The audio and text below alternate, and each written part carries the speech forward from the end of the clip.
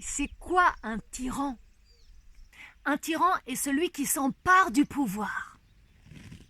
Mais comment? Eh bien, par la force. Et qu'il exerce. Oui, mais comment? Eh bien, par la force. Et qui le conserve. Oui, mais comment?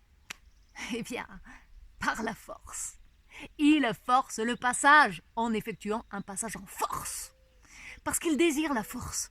Rien que la force, mais toute la force. Toute la matière, mais d'une manière totalitaire en fait, exclusive et abusive.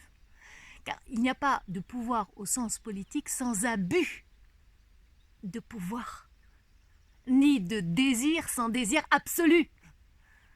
Et si tous les tyrans parlent la même langue, attention, ils n'ont pas tous le même accent. Alors, ne citons que les plus attirants de nos tyrans. C'est parti. Alors, Kais Saied, le président tunisien qui se prend pour le combattant suprême. Robocop, au top de sa forme, pour nous faire croire qu'il y a un fond. Celui du laboureur qui s'adresse à ses enfants en leur disant « Creusez ! Pour ne pas être abusé, creusez !» Alors il a été démocratiquement élu, ça c'est vrai. Mais c'est vrai aussi qu'il a été autocratiquement maintenu. Vive la démocratie! Il y a Abdelmejid Tebboune en Algérie, l'homme à la main de fer. Même si nul n'a encore vu sa main, qui ne promet pas le paradis à l'Algérie, mais fait tout en tout cas pour lui épargner l'enfer du néocolonialisme, de l'intégrisme, du modernisme.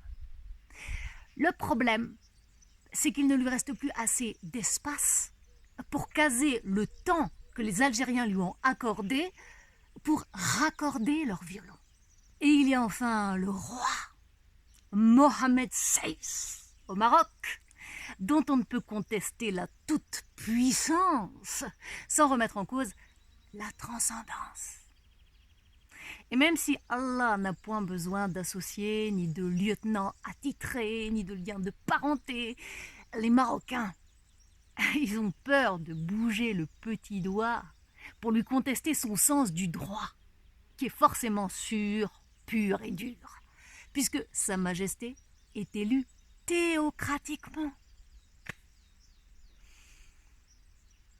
No comment. No comment.